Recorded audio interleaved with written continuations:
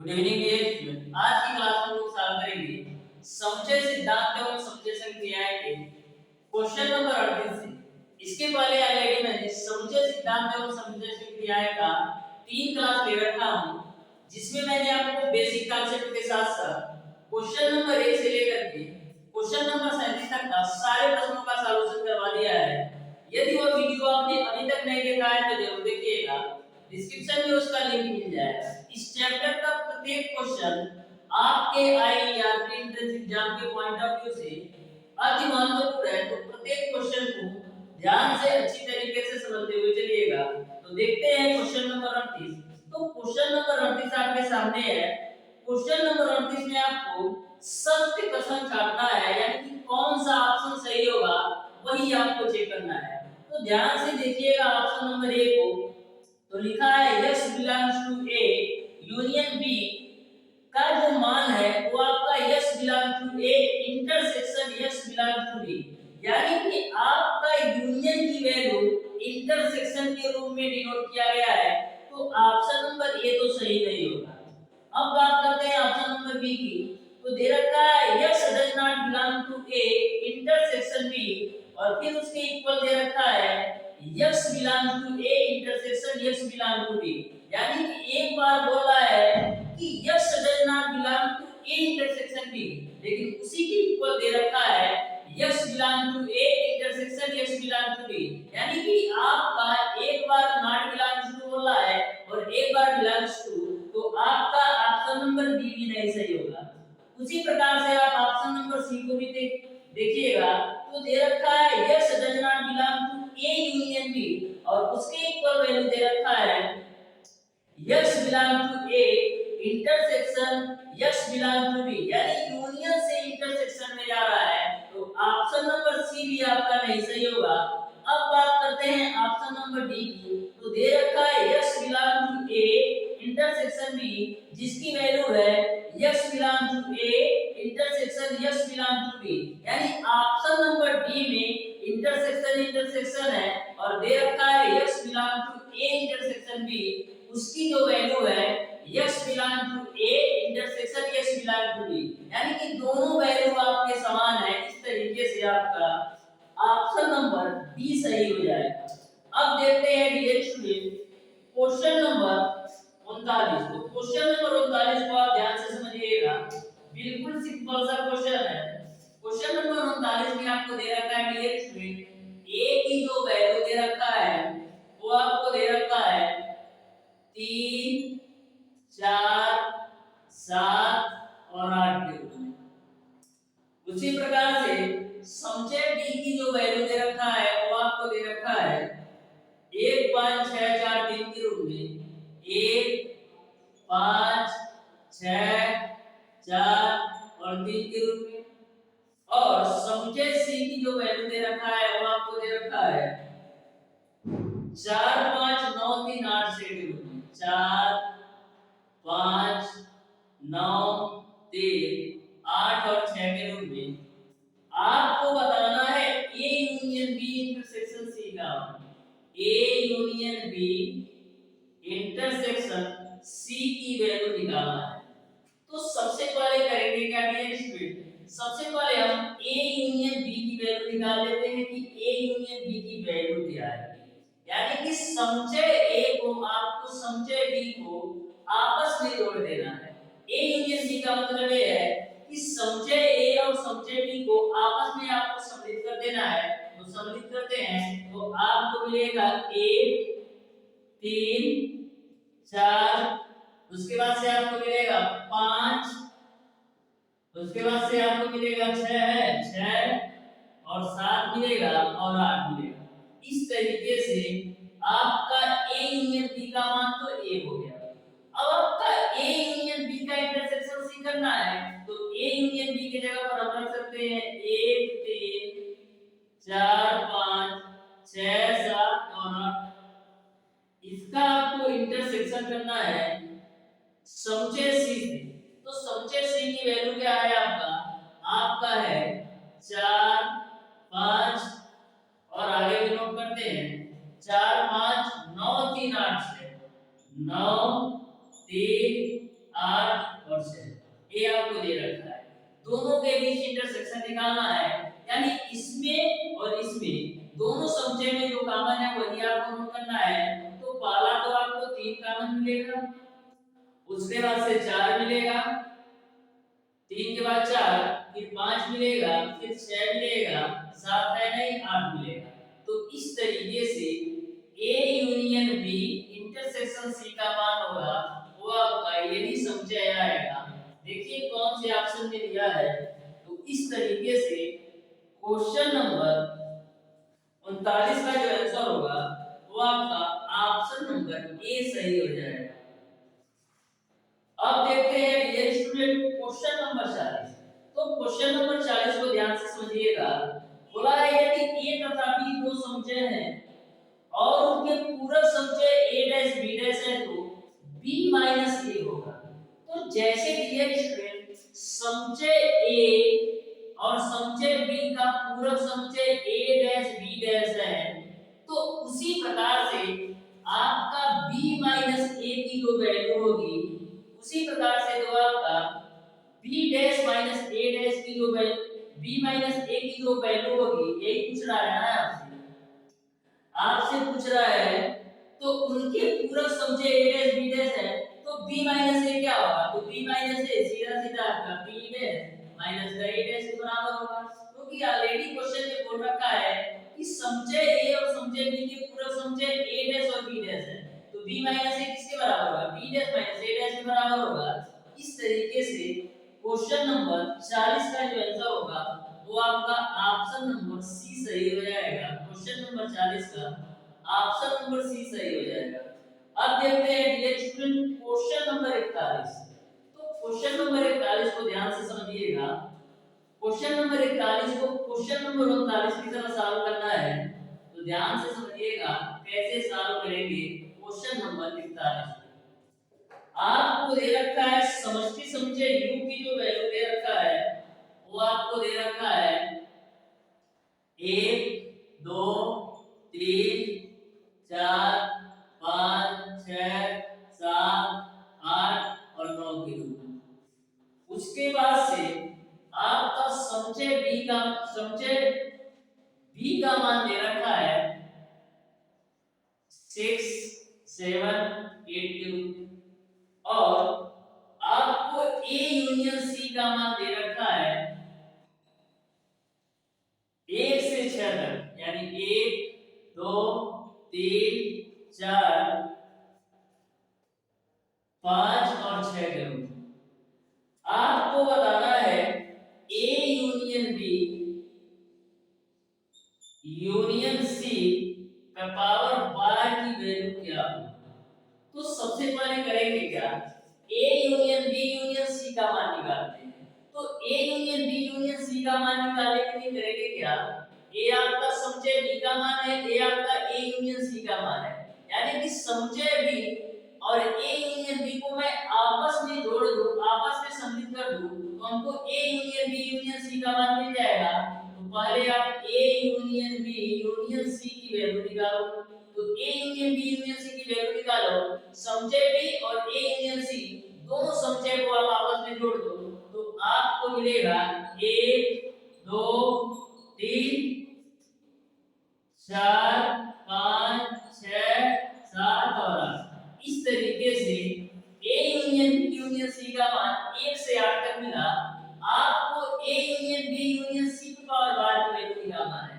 तो A union B union C की power बार की वैल्यू कैसे निकालेंगे, आपको यूनियन यानी कि समष्टि समुच्चय U में से आपको A union B union C की वैल्यू घटा देना है। तो समष्टि समुच्चय U की वैल्यू आपका कितना है, समष्टि समुच्चय U की वैल्यू आपका है 1 से 9 तक और A union B union C की वैल्यू आपका 1 से 8 तक। तो कौन बचेगा, केवल और केवल आपका 9 मिलेगा। इस तरीके से A union B union C की पावर बार की वैल्यू आपका 9 हो जाएगा। यानी कि क्वेश्चन नंबर 41 का जो आंसर होगा वो आपका ऑप्शन नंबर डी सही हो जाएगा। तो बिल्कुल सिंपल सा क्वेश्चन है, यदि आप स्क्रीनशॉट लेना चाहते हैं तो ले सकते हैं। अब देखते हैं dear student question number 42।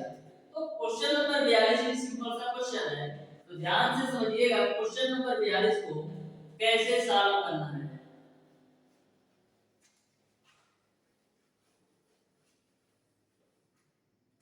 Question number 42 आपका इस प्रकार से है, दे रखा है यदि सार्वत्रिक संचय E बराबर दे रखा है आपको 1 से 6 तक, E की वैल्यू आपको दे रखा है 1 से 6 तक, यानी 1 2 3 4 5 और 6 तक। उसके बाद से आपको समुच्चय A का मान दे रखा है, समुच्चय A का मान आपको दे रखा है 1 2 और 5 के रूप में, और समुच्चय B का मान आपको दे रखा है 3 4 5 6 के रूप में, 3 4 5 और 6 के रूप में। तो आपको बताना है A बार यूनियन B बार, उसके बाद से यूनियन A इंटरसेक्शन B बार की अवयवों की संख्या बताना है, यानी कि A bar union B bar union A intersection B बार में कितने अवयव आएंगे यह आपको बताना है। तो ध्यान से समझिएगा, सबसे पहले डियरेक्ट में A बार की वैल्यू निकालते हैं। तो A बार की वैल्यू कैसे निकालेंगे? A बार की वैल्यू निकालने के लिए आपको समुच्चय E में से समुच्चय A को घटाना होगा। A बार की वैल्यू निकालने के लिए समुच्चय E में से समुच्चय A को घटाना पड़ेगा। तो समुच्चय E में से समुच्चय A को घटाओ तो आपका 1 2 5 तो कैंसिल हो जाएगा, 1 2 5 कैंसिल होगा तो क्या बचेगा, आपको मिलेगा 3 4 और 6, यानी A बार की वैल्यू आपको मिलेगा 3 4 और 6 के रूप में। अब बात करते हैं B बार की वैल्यू कैसे निकालोगे। तो B बार की वैल्यू निकालने के लिए समुच्चय E में से समुच्चय B आप घटाओ, तो समुच्चय E में से समुच्चय B घटाओ तो 3 4 5 6 तो कैंसिल आउट हो जाएगा, आपको मिलेगा केवल 1 और 2। इस तरीके से A बार और B बार का मान निकाल दिया। अब आपको A बार यूनियन B बार का मान निकालना है, यानी A बार की वैल्यू आपका A है और B बार की वैल्यू आपका A है, तो दोनों को आपस में आप जोड़ दीजिए तो आपको A बार यूनियन B बार की वैल्यू मिल जाएगी। तो आपको मिलेगा 1 2 3 4 और 6। ये आपका A बार यूनियन B बार की वैल्यू हो गई। अब बात करते हैं डियर, बीच में यूनियन है तो यूनियन लिखो। A के मान कितना है, समुच्चय A का मान है आपका 1 2 5, इसका आपको इंटरसेक्शन करना है, इसका आपको इंटरसेक्शन करना है B बार से। तो B बार की वैल्यू कितना है आपका, है B बार की वैल्यू 1 का मान, बस आपका क्वेश्चन सॉल्व। अब देखिएगा ये आपका 1 2 3 4 6 हो गया, बीच में यूनियन है तो यूनियन लगाओ। इन दोनों समुच्चय में जो कॉमन है वही आपको लेना है, क्योंकि बीच में इंटरसेक्शन का चिन्ह है तो केवल और केवल आपको मिलेगा 1 और 2। अब इन दोनों के साथ यूनियन है, यानी दोनों समुच्चय को आपस में जोड़ देना है, तो आपको मिलेगा 1 2 3 4 और 6। आपको रिजल्ट आया A bar union B bar union A intersection B बार का मान है, ये आपको समुच्चय मिला। आपको इस समुच्चय में अवयवों की संख्या बताना है, तो कितने अवयव हैं 1 2 3 4 5, तो अवयवों की संख्या आपका हो जाएगा 5। तो देखिए कौन से ऑप्शन में 5 दिया है। तो इस तरीके से क्वेश्चन नंबर 42 का ऑप्शन नंबर ए सही हो जाएगा। अब देखते हैं डियर स्टूडेंट्स क्वेश्चन नंबर 43। तो क्वेश्चन नंबर 43 को भी ध्यान से समझिएगा, ये भी क्वेश्चन आपका बिल्कुल सिंपल सा क्वेश्चन है, तो ध्यान से समझिएगा क्वेश्चन नंबर 43 के बारे में। देखिए क्वेश्चन नंबर 43 आपको दे रखा है A तथा B एक समष्टि U के समुच्चय है, यदि n ऑफ A बराबर 15 दे रखा है, n ऑफ A बराबर आपको दे रखा है 15 और n ऑफ B बराबर आपको दे रखा है 5। उसके बाद से n of A intersection B की वैल्यू आपको दे रखा है 3, तो आपको n ऑफ U की वैल्यू आपको दे रखा है 30, तो आपको बताना है n of A union B की वैल्यू क्या होगी। तो ध्यान से समझिएगा क्वेश्चन नंबर 43। आपको पता है dear student n of A union B का जो मान होता है वो आपका होता है n ऑफ A प्लस का n ऑफ B माइनस का n of A intersection B के रूप में होता है। तो यहाँ पर आपका n ऑफ A की वैल्यू दे रखा है 15 और n ऑफ B की वैल्यू दे रखा है 5 minus n of A intersection B की वैल्यू दे रखा है 3। तो 15 5 20 में से 3 घटाओगे तो 17, यानी n of A union B की जो वैल्यू आया वो आपका 17 के बराबर आया। इस तरीके से क्वेश्चन नंबर 43 का ऑप्शन नंबर सी सही हो जाएगा। अब देखते हैं डियर स्टूडेंट क्वेश्चन नंबर 44। तो क्वेश्चन नंबर 44 भी सिंपल सा क्वेश्चन है, आपको ध्यान से समझना है। तो समझिएगा dear student question number 44। Question number 44 में आपको दे रखा है कि यदि a बराबर x सब्जेक्ट x आउट का अक्षर है, यानी a जो है समझे a जो है वो आपका आउट का अक्षर दिया है और समझे b जो दिया है वो आपको दे रखा है लो का अक्षर यानी l o w दे रखा है और समझे c दे रखा है जो आपका वो आपको दे रखा है ओल के रूप में। तो आपको बताना है कि चारों ऑप्शन में कौन सा ऑप्शन आपका सही है। तो एक चीज आप देखेंगे कि समझे ए में ओ डब्ल्यू यूज हुआ है और समझे बी में भी एल ओ डब्ल्यू यूज हुआ है और समझे सी में डब्ल्यू ओ एल, यानी कि समझे ए समझे बी और समझे सी तीनों समझे में आपके केवल और केवल तीन ही वर्ड यूज हुए हैं ओ डब्ल्यू एल, यानी तीनों जगह जो अक्षर है तीनों जगह जो लेटर है वो समान है। तो इस तरीके से हम कह सकते हैं कि समझे ए समझे बी और समझे सी आपस में बराबर है। तो इस तरीके से क्वेश्चन नंबर 44 का जो आंसर होगा वो आपका ऑप्शन नंबर ए सही हो जाएगा, क्योंकि तीनों समझे में जो लेटर है वो समान है। देखिएगा डियर स्टूडेंट क्वेश्चन नंबर 45। तो क्वेश्चन नंबर 45 को आप ध्यान से समझिएगा। बोला है 120 छात्रों के समूह में 100 गणित लेते हैं तथा 70 भौतिक शास्त्र लेते हैं। यदि 10 छात्र दोनों में से कोई नहीं लेते तो कितने छात्र दोनों विषय लेते हैं यह आपको बताना है। तो ध्यान से समझिएगा 100 गणित लेते हैं यानी कि मैथ को लेने वालों की जो संख्या है वो आपका है 100 और 70 भौतिक शास्त्र यानी कि जो फिजिक्स वाले हैं फिजिक्स वाले जो है वो आपका है 70। उसके बाद से 10 छात्र दोनों में से कोई नहीं लेते हैं यानी कि इन्हें कोई नहीं, यानी कि ना तो फिजिक्स लेते हैं ना तो मैथ लेते हैं और ना तो फिजिक्स दोनों नहीं लेते हैं, उसकी संख्या है 10। यानी कि टोटल कितना हो गया 100 मैथ में है 10 फिजिक्स 70 फिजिक्स में है और मैथ और फिजिक्स दोनों नहीं लेते हैं 10 छात्र हैं। तो टोटल आपका स्टूडेंट आ रहा है 180। यानी कि ऐसे आप देखेंगे कि 100 छात्र मैथ पढ़ रहे हैं और फिजिक्स 70 और 10 छात्र ना तो फिजिक्स पढ़ रहे हैं ना तो मैथ, तो देख रहे हैं कि टोटल का आपका 180 आ रहा है। लेकिन जो टोटल नंबर ऑफ स्टूडेंट है वो केवल और केवल 120 है।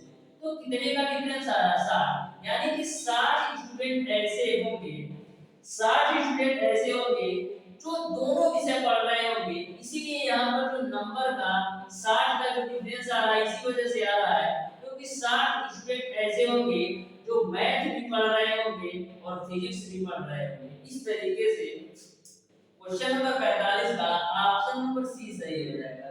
अब देखते हैं स्टूडेंट क्वेश्चन नंबर 46। तो क्वेश्चन नंबर 46 को मैं वेन आरेख के माध्यम से समझाने वाला हूं। जो आपका क्वेश्चन नंबर 46 है बिल्कुल सिंपल सा क्वेश्चन है, बस क्वेश्चन के लैंग्वेज को बड़ा के लेते किया है। तो ध्यान से समझिएगा क्वेश्चन नंबर 46 को मैं इसको वेन आरेख के माध्यम से आपको बिल्कुल सिंपल भाषा में समझाऊंगा। देखिए दे रखा है 53 छात्रों की कक्षा में 26 फुटबॉल खेलते हैं 24 क्रिकेट खेलते हैं 20 हॉकी खेलते हैं 10 छात्र तीनों में से कोई खेल नहीं खेलते हैं, 8 छात्र सभी तीनों खेल खेलते हैं, 4 केवल क्रिकेट खेलते हैं तथा हॉकी खेलते हैं, 2 केवल फुटबॉल तथा हॉकी खेलते हैं, 5 छात्र केवल क्रिकेट और फुटबॉल खेलते हैं, छात्र जो केवल हॉकी खेलते हैं उसकी आपको संख्या बताना है। तो ध्यान से समझिएगा, यहाँ पर 3 खेल है, एक आपका फुटबॉल है, एक आपका हॉकी है और एक आपका क्रिकेट है। तो क्वेश्चन में बोला है 24 क्रिकेट खेलते हैं, इसको मैं मान लेता हूं कि क्रिकेट वाला है, ये आपका बोला क्रिकेट वाला है, तो 24 लोग तो हैं क्रिकेट खेलते हैं। फिर 20 हॉकी खेलते हैं, इसको मैं मान लेता हूं डियर स्टूडेंट, ये आपका हॉकी वाला सर्किल है जिसमें 20 हॉकी खेलते हैं। फिर आगे बोला गया है, यहाँ पर स्टार्टिंग में देखिएगा तो 26 फुटबॉल खेलते हैं, तो इसको मैं मान लेता हूं कि फुटबॉल वाला गुना है जिसमें से 26 आपका फुटबॉल खेलते हैं। फिर क्वेश्चन को आप आगे बढ़िएगा, 10 छात्र तीनों में से कोई खेल नहीं खेलते हैं, 8 छात्र सभी तीनों खेल खेलते हैं, यानी 8 स्टूडेंट ऐसे हैं जो क्रिकेट भी खेलते हैं, फुटबॉल भी खेलते हैं और हॉकी खेलते हैं। तो जो तीनों खेल खेलने वाले किसमें आएंगे, तीनों खेल खेलने वाले इस वाले ब्लॉक में आएंगे। तो 8 छात्र ऐसे हैं जो क्रिकेट भी खेलते हैं, फुटबॉल भी खेलते हैं, हॉकी भी खेलते हैं। ये वाला पॉइंट देखिएगा, तो ये वाला क्रिकेट, फुटबॉल और हॉकी तीनों में आ रहा है, तो मैंने 8 छात्र की नोट कर दिया जो फुटबॉल, हॉकी और क्रिकेट तीनों खेलते हैं।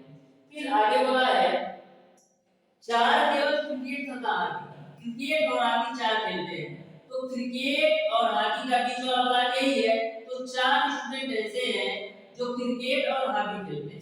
फिर आगे बोला है कि 2 केवल फुटबॉल तथा हॉकी, फुटबॉल और हॉकी केवल और केवल 2 स्टूडेंट खेलते हैं, तो आपको बताना है। फिर बोला है 5 छात्र केवल क्रिकेट एवं फुटबॉल, यानी क्रिकेट और फुटबॉल, क्रिकेट और फुटबॉल 5 छात्र खेलते हैं, तो आपको यह बताना है कि केवल और केवल हॉकी खेलने वाले स्टूडेंट कितने हैं। तो डियर स्टूडेंट, टोटल हॉकी वाले वाला केवल मैं बात करूं हॉकी का, तो हॉकी में केवल 20 स्टूडेंट दिए हैं, लेकिन 20 में से 2 स्टूडेंट ऐसे हैं जो फुटबॉल और हॉकी दोनों खेलते हैं, तो 2 तो 1 घट जाएंगे, और 4 स्टूडेंट ऐसे हैं जो क्रिकेट और हॉकी खेलते हैं, तो 4 यहाँ से घट जाएंगे, और 8 स्टूडेंट ऐसे हैं जो तीनों खेल खेलते हैं, तो 8 स्टूडेंट यहाँ से घट जाएंगे। आपको यही बताना है कि केवल हॉकी खेलने वाले स्टूडेंट कितने हैं, तो 20 थे, इस 20 में से 2 स्टूडेंट ऐसे हैं जो फुटबॉल और हॉकी खेलते हैं, उसको घटा दिया, 4 स्टूडेंट ऐसे हैं जो कि क्रिकेट और हॉकी खेलते हैं, इसको भी घटा दिया, और 8 स्टूडेंट ऐसे हैं जो तीनों खेल खेलते हैं, उसको मैंने घटा दिया। अब देखिएगा, तो 8 4 12 तो 14, तो 20 में से 14 घटाएंगे 6, यानी कि 6 स्टूडेंट ऐसे मिलेंगे जो केवल और केवल हॉकी खेलते हैं। तो इस तरीके से क्वेश्चन नंबर 46 का ऑप्शन नंबर सी सही हो जाएगा। अब देखते हैं डियर स्टूडेंट क्वेश्चन नंबर 47। तो क्वेश्चन नंबर 47 को आप ध्यान से समझिएगा, बिल्कुल सिंपल सा क्वेश्चन है। देखिएगा क्वेश्चन नंबर 47 बोला है, एक परीक्षा में कुल छात्रों के 35% छात्र हिंदी में अनुत्तीर्ण हुए और 55% छात्र अंग्रेजी में अनुत्तीर्ण हुए तथा 20% दोनों में अनुत्तीर्ण हुए, तो कितने प्रतिशत छात्र उत्तीर्ण हुए ये आपको बताना है। तो यहाँ पर डियर स्टूडेंट 35% छात्र हिंदी में, यानी कि यन ऑफ एच, हिंदी को मैं एच से डिनोट कर रहा हूँ, तो यन ऑफ एच की वैल्यू 35% दे रखा है। फिर बोल रखा है 55% छात्र अंग्रेजी में, यानी यन ऑफ ई की जो वैल्यू दे रखा है वो आपको दे रखा है 55%। उसके बाद से बोल रखा है 20% दोनों विषय में अनुत्तीर्ण होते हैं, यानी कि यन ऑफ एच इंटरसेक्शन ई, यानी कि यन ऑफ हिंदी और इंग्लिश दोनों में अनुत्तीर्ण होने वाले छात्रों की संख्या आपका है 20%। तो आपको यह बताना है कि उत्तीर्ण होने वाले छात्र कितने हैं। एक तो अनुत्तीर्ण वाले हिंदी में 35%, अंग्रेजी में 55% और दोनों विषय में 20%। तो आपको पता है dear student, n of H union E की जो वैल्यू होती है वो आपका यन ऑफ एच प्लस का n ऑफ e माइनस का n of h intersection e होता है। तो n ऑफ h की वैल्यू आपका है 35 और n ऑफ e की वैल्यू आपका है 55 और n of h intersection e की वैल्यू आपका है 20। तो 35 और 55 कितना होगा? 90 में से 20 घटाओगे 70, यानी कि n of h union e की वैल्यू आपने निकाल लिया 70, यानी कि 70% स्टूडेंट तो फेल हो गए।